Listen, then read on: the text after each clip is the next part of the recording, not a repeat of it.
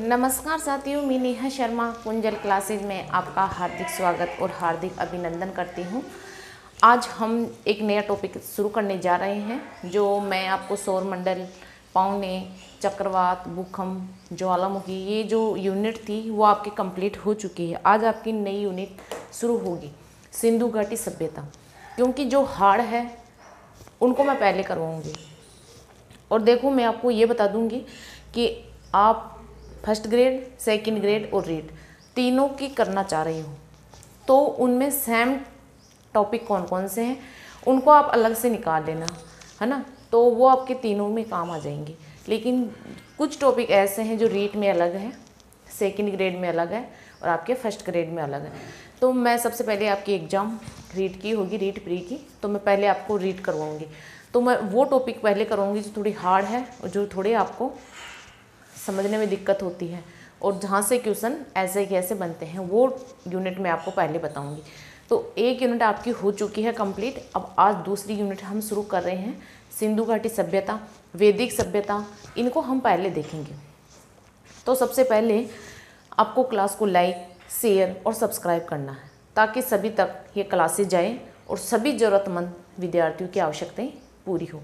तो हम सिंधु घाटी सभ्यता की बात कर लेते हैं, क्योंकि सिंधु घाटी सभ्यता ये आपका रीट में एक टॉपिक है, ना तो ये सेकंड ग्रेड में ना फर्स्ट ग्रेड में, स्पेशल रीट के लिए है ये टॉपिक। तो सिंधु घाटी सभ्यता के इतिहास की बात करें तो ये आद्य ऐतिहासिक काल की सभ्यता है। इसका जो काल पूछे वो आद्य ऐतिहासिक काल है, आद्य ऐतिहासिक काल है। फिर इसके आकार की बात करें कि सिंधु घाटी सभ्यता का आकार कैसा है, तो इसका आकार आपका त्रिभुजाकार है। ऐसे है इसका आकार त्रिभुजाकार, इसका आकार त्रिभुजाकार। क्योंकि मैं आपको केवल मलाई दे रही हूँ, इसमें फालतू का कचरा नहीं है। इस स्लाइड में पिछले सालों के पूछे हुए क्वेश्चन है और जो इम्पोर्टेंट फैक्ट है वही स्लाइड में मैं लेकर आई हूँ। क्योंकि अब आपके पास टाइम बहुत कम बचा है। आपके पास नवंबर लगभग आधा गया, दिसंबर और आधा आपके पास नवंबर, मान लो आपके दो महीने भी नहीं है, मोटे मोटे 50 दिन है आपके पास। तो आपको वही चीज़ पढ़नी है जो एग्जाम में पूछी जाती है। फालतू का रिसर्च आपको नहीं करना है। रिसर्च करना है तो बाद में आपको टाइम मिले आराम से कर लेना। अब इसके क्षेत्रफल की बात करें तो इसका टोटल क्षेत्रफल है 12,99,600 यानी 12,99,600 वर्ग किलोमीटर है इसका टोटल क्षेत्रफल है। और भारत में सर्वाधिक स्थल गुजरात में पाए जाते हैं। अब देखो इसका जो क्षेत्रफल है, अब इसकी जो सीमा है वो देख लीजिए आप। ये पूर्व से पश्चिम 1600 किलोमीटर लंबे क्षेत्र में फैली हुई है और उत्तर से दक्षिण इसकी जो लंबाई है वो है 1400 किलोमीटर, 1400 किलोमीटर और 1600 किलोमीटर। इसकी सीमा आपके उत्तर में मांडा, जम्मू कश्मीर से निर्धारित होती है। यहाँ चेनाब नदी पाई जाती है। दक्षिण में यहाँ पहुँचे तो ये दीमाबाद, महाराष्ट्र से इसकी सीमा निर्धारित होती है और यहाँ प्रवरा नदी है। फिर बात करें पश्चिम में तो यहाँ सूत कागीडोर पाकिस्तान से सीमा का निर्धारण होता है और दाश्क नदी यहाँ पर विराजमान है। पूर्व में बात करें तो आलमगीरपुर यूपी में इसकी सीमा बनती है और यहाँ पे हिंडन नदी है। तो ये नदियों के नाम और ये आपको जो जहाँ से सीमा का निर्धारण होता है वो आपको याद होना चाहिए क्योंकि ये मोस्ट है। अब भारत में सर्वाधिक स्थलों की बात करें कि सिंधु घाटी सभ्यता के सर्वाधिक स्थल भारत में कौन से राज्य में पाए जाते हैं, तो आपके गुजरात में पाए जाते हैं, गुजरात में पाए जाते हैं। क्योंकि आपको एक थोड़ी आवाज़ में दिक्कत हो तो थोड़ा सा आप एडजस्ट करना, क्योंकि यहाँ पास में थोड़ा वहाँ खिड़की दरवाज़ों का काम चल रहा है, पास में एक बिल्डिंग बन रही है, तो आप थोड़ा सा मैनेज कर लेना। अब इसे तीसरी कांस्य युगीन सभ्यता कहते हैं। ये नहीं दिख रहा है क्या सही? इसे तीसरी कांस्य युगीन सभ्यता कहते हैं। तीसरी कांस्य युगीन सभ्यता कहते हैं, ये इंपॉर्टेंट है। अब हेरोडेटस जो हमारे विश्व इतिहास के जनक है, हेरोडेटस भारत के इतिहास के जनक पूछे तो आपके वेद व्यास हैं।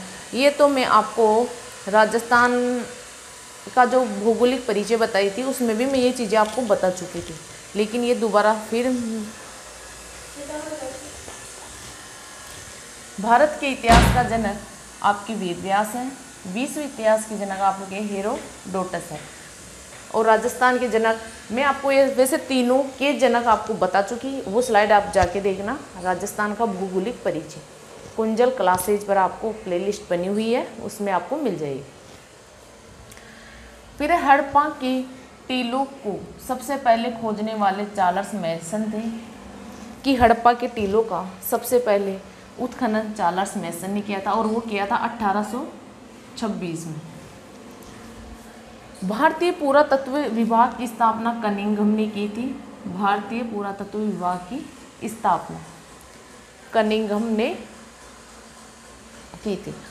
और दयाराम साहनी जी ने सिंधु सभ्यता के प्रथम स्थल की खोज की थी, यानी जो सिंधु सभ्यता का प्रथम स्थल है उसकी खोज आपके दयाराम साहनी जी ने की थी। और सिंधु सभ्यता का अगर ऋग्वेदिक नाम पूछे तो आपका हरि यूपी इसका ऋग्वेदिक नाम है। और इलेक्ट्रेटेड लंदन न्यूज में सिंधु सभ्यता का प्रथम लिखित प्रमाण मिलता है। इलेक्ट्रेटेड लंदन न्यूज में इसका प्रथम लिखित प्रमाण मिलता है। अब देखो इसका आप स्क्रीनशॉट ले लीजिए, ये इतनी इम्पोर्टेंट स्लाइड है, इतनी इम्पोर्टेंट स्लाइड है, इसमें 4-5 क्वेश्चन तो पिछले एग्जाम में पूछी हुई है और बिल्कुल इम्पोर्टेंट फैक्ट मैं लेके आई हूँ। बस आपको ऐसे जो मलाई है ना, मलाई इसको घोल के पी जाना है और कुछ नहीं करना है, पी जाना है इसको। जो मैं आपको दे रही हूँ कंप्लीट दे रही हूँ, ये नहीं है कि बीच में आधे नोट्स दे रही हूँ या छोड़ छोड़ के दे रही हूँ, A to Z पूरे दे रही हूँ। आपको इसके अलावा कुछ भी नहीं पढ़ना है, आपको ऑब्जेक्टिव क्वेश्चन निकालने हैं ज़्यादा से ज़्यादा। चाहे आप कहाँ से टेस्ट सीरीज ले सकते हो किसी ऐप पे अगर आपको अच्छी लगती है तो, और आप बुक से भी ऑब्जेक्टिव क्वेश्चन निकाल सकते हो। ठीक है, इसका स्क्रीनशॉट ले लीजिए।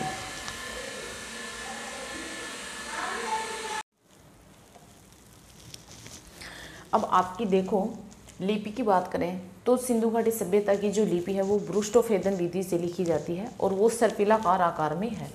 ब्रुस्टोफेदन विधि से, और ये सर्पिलाकार होती है। कैसी होती है? सर्पिलाकार होती है। ये पहले बाईं से दाईं और फिर बाएं से दाईं ओर लिखी जाती है, यानी पहले तो दाईं से बाईं ओर लिखते हैं और फिर बाएं से दाईं ओर लिखते हैं। इसमें अक्षरों की बात करें तो 250 से 250 से 400 तक अक्सर इसमें पाए जाते हैं। फिर हम बात करते हैं स्केल की। स्केल हाथी दांत का स्केल आपके लोथल से मिला है। हाथी दांत का स्केल आपके लोथल से, और सीप का स्केल आपके मोहनजोदड़ो से मिला है। फिर है बंदरगाहों की बात करें तो यहाँ पे आपके सूत कागेडोर, सूत कोटड़ा, लोथल, रंगपुर, बालाकोट और प्रभास पाटन 6 बंदरगाहें पाए जाते हैं।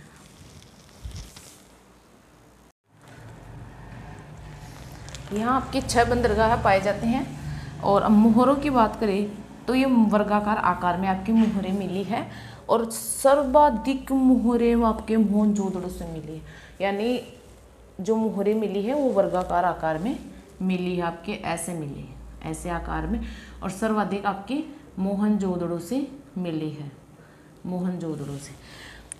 फिर आर्थिक जीवन यानी अर्थव्यवस्था की बात करते हैं तो वो अपनी आजीविका कैसे चलाते थे, तो वो कृषि भी करते थे, पशुपालन करते थे और विदेशी व्यापार भी करते थे।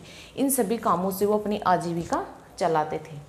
फिर बात करें कि फसलें यहाँ पे 9 प्रकार की होती थी, जिनमें गेहूँ, जौ, 2-3 प्रकार के आपके गेहूँ, 2 प्रकार के जौ, ऐसे वो बोते थे।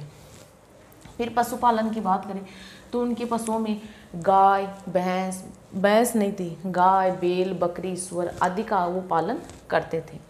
और आयात की जाने वाली वस्तु इनकी तांबा, चांदी, टिन, सोना, फिरोजा थी। धर्म की बात करें तो अब आपने तो जो भारतीय संस्कृति में है वो पितृसत्तात्मक परिवार पाया जाता है, लेकिन उस ज़माने में जो परिवार था वो आपका मातृसत्तात्मक परिवार था और मातृ देवी की पूजा होती थी। वो अपनी माता को ज़्यादा महत्व देते थे। और मंदिर के अवशेष नहीं मिले, उस समय में कोई मंदिर नहीं मिला था। और पवित्र पक्षी की बात करें तो आपका बतख है, पवित्र पेड़ पीपल और पवित्र पशु बैल को वो लोग मानते थे। तो आपको ये स्लाइड भी अच्छे से समझ में आ गई होगी।